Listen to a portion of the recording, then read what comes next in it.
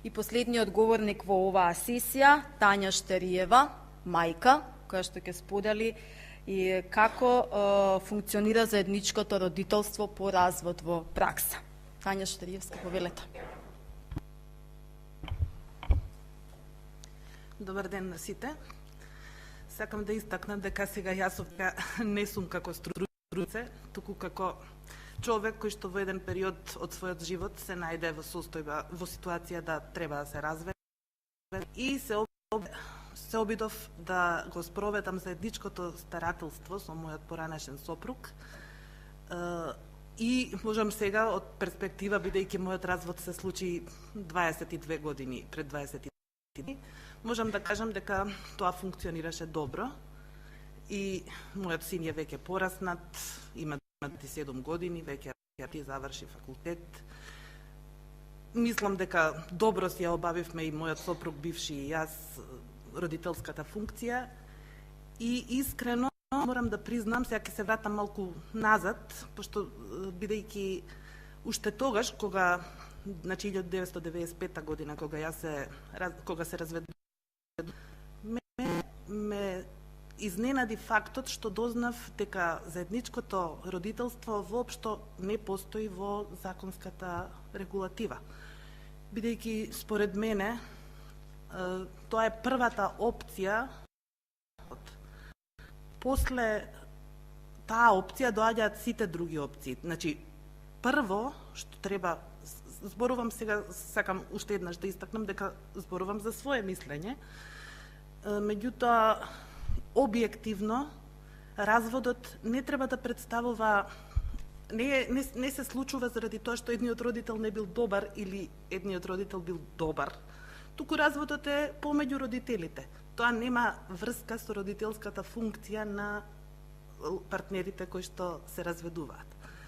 И затоа, кога тогаш ни кажа во Заводот за социјални грижи дека не постои старателство, ние моравме да одбереме, значи, еднострано родителство и мојот сопруг, бивши и јас се договоривме мене да ми припадне старателството, со тоа што понатаму, доколку тој не е задоволен од тоа како ќе го гледа детето и сите тие пропратни процеси околу детето, да се обрати на институциите и да си бара свој права и така понатаму. Меѓутоа, ние успеавме да се договориме. Баш ведовме заедничкото старателство како на 3 дена во неделата тој го доби детето, мислам, детето одеше кај него 3 дена во неделата со спиење, значи целодневно престојување кај него во 3 дена во неделата, 4 кај мене, пошто не постоеше 3,5 сега, да, нема 8 дена во неделата. И со тоа што, значи,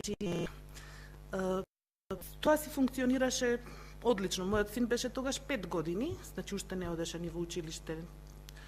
Меѓутоа, тој го свати тој процес нормално. Немаше некој стрес кај него, немаше ништо, затоа што мислам, јас сега ви зборувам од како јас тогаш резонирав. Развод е тешка работа и воопшто нешто да се дискутира. Разводот не може да биде убава и лесна и среќна работа. Меѓутоа, децата, кога се мали, ако не осетат кај родителите голема напетост околу нив, друг родител, омраза, зборување, индоктринација, како што зборуваа сите преговорнички, тогаш и детето нема толку страшно да го тоа е моје мислење, нема толку страшно да го доживее тој развод. И ролата на родителот, бидејќи сакале или не ќе да признаеме, во моментот кога добиваме дете, веќе не сме само ние, туку ние стануваме родители со една одговорност кон тоа ново суштество, кое што не е избрало да се роди, туку ние сме избрале да го родиме. И поради тоа мораме да се обидеме, значи да го ставиме него пред нашата повредена суета, тоа секако постои пред нашата замисла, не замисла, туку мисла дека не сме направиле добар избор во животот, сме сгрешиле, можело другсие да биде и слично. Значи тоа мораме како родители да го заборавиме и едноставно да се фокусираме на детето. А за детето мислам дека не постои друг човек кој што не мисли дека е најдобро да ги има двата родители, кога веќе тие се волни да бидат родители, присутни и секако не екстремно да постојат некои екстремни навики кај некои од родителите или состојби.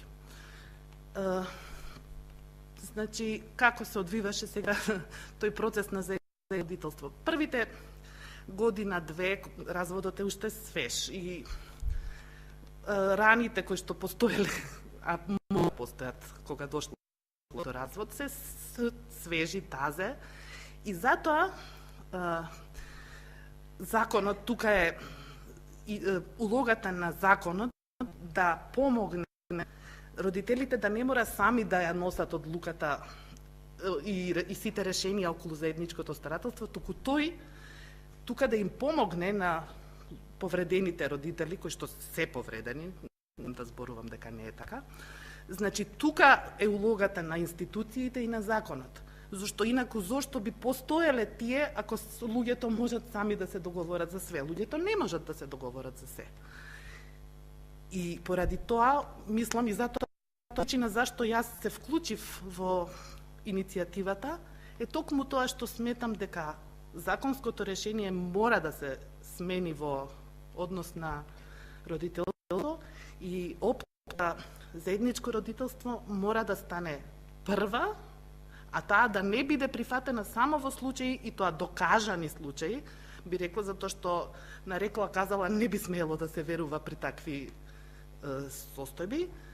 Значи, само при такви докажани нарушувања кај едниот родител, само во тој случај тоа би требало да биде опција, значи дури тогаш би требало да биде едностранното родителство. Сега малку пак ќе се вратам на мојот пример. Значи, тоа функционираше, си одеше кај татко му, си одеше кај мене, доаѓаше кај мене, кај татко му, на одмори одеше и со него, и со мене. Сите овие заедничките славља, да речем, настани, првите години не ги практикувавме заедно да ги правиме, меѓутоа после како идеше една дистанца временска, кога веќе забораваш дека си бил повреден и дури ние толку пријателивме повторно, затоа што сите ние еднаш бевме пријатели во периодот кога сме биле заедно и пред да стапиме во брак и во брак. Значи, после тоа почнав веќе да не два роден ден, еден кај него, еден кај мене и разни други настани кои што се поврзани со детето. Почнавме дури и заеднички да ги славиме. Исто така што е многу важно, а мислам дека е од исклучителна важност за развојот на дете, е тоа што со разведени родители, тоа на некој начин ќе се обиде да го злоупотреби тоа, затоа што ќе се обиде од едниот родител да искористи нешто што нема да може да добие од другиот родител. Тоа е многу и децата се склони на таа. Затоа јас лично, а исто и мојот поранешен сопруг, кога ќе осетевме, почувствувавме некоја таква ситуација кај мене, јас кога ќе осетев, ќе му се јавев на мојот поранешен сопруг, за да го продискутираме, например, сака нешто да му се купи скапо, еве да речеме, најпрост пример. А мислам дека не е време да му се купи. И сега он од мене нема да го добија, ама може си викам да отиде се да го бара, не да му се купи, дали поради тоа што нешто не направил добро во училиште, не е битно. Битно е дека имало некоја причина за која што јас е таква. Ќе му се јавев на мојот поранешен сопруг и секогаш сме доаѓале до некое заедничко решение, ќе му речам, немој сега да му дозволи да го направи. Така и обично сме се согласувале во тие работи, или па онако мисли нешто друго ќе ми каже, па може би и јас ќе се предумислам. Меѓутоа, битно е да го има тој еден заеднички настап кон детето и да не успее он да злоупотреби нешто од ситуацијата која што од ситуацијата развод.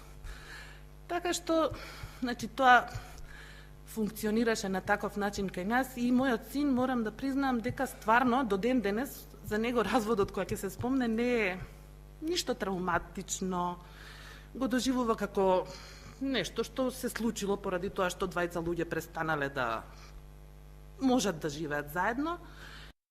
Па стрес некој голем, сигурно сега ја не можам да зборувам во негово име целосно, меѓутоа вака како што сме разговарале, некој огромен стрес не осетил кај себе, а верувам, и тоа сме го зборувале, дека да не се гледаше со својот татко така како што се гледаше, ќе останеше ускратен од другата родителска страна, за која што апсолутно сметам дека е за него, за развојот на секое дете. Значи, на секое дете и мајката и таткото, кај секое дете имаат своја улога, функција и не треба насилно, да речам, во наводници, да му биде одземена на детето таа функција. Толку јас би кажала.